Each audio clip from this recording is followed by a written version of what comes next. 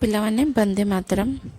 आज आम learning with joy standard 3 रो चैप्टर 1 रो पेज नंबर 17 15 नंबर 17 रो 15 नंबर करिबा।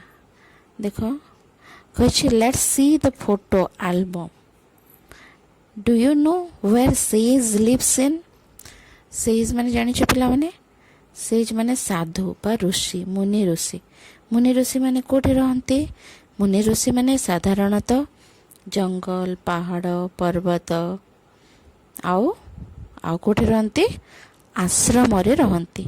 They live in ashrams. आश्रम विषय जानि छ? आश्रम केमिति कोन? तमे श्रीमा श्री अरविंद आश्रम रे रहउतिले ना पंडिचेरी रे? सुनि छ? देखो, have you ever seen an आश्रम? थरे कोन हितला?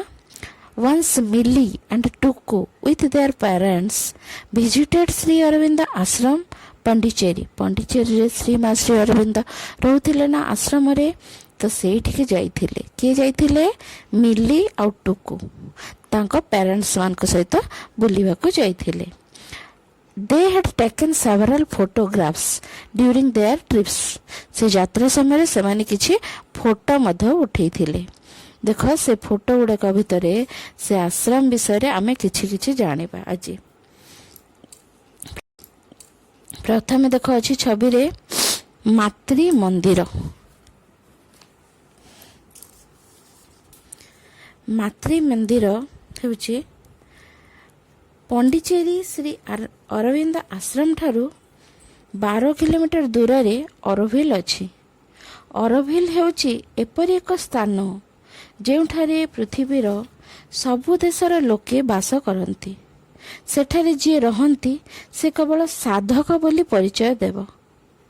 ସେ ଭାରତୀୟ କି ଜର୍ମାନୀ କି ଫ୍ରେଞ୍ଚ କି ଆମେରିକାନ ବୋଲି କହିବ ନାହିଁ।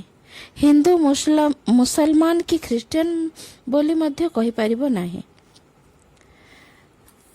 ସେଇ ଅରୋଭିଲ ଭିତରେ ଏ ମାତୃ ମନ୍ଦିର ଅଛି। ଏହା ଏକ ଧ୍ୟାନ ଗୃହ।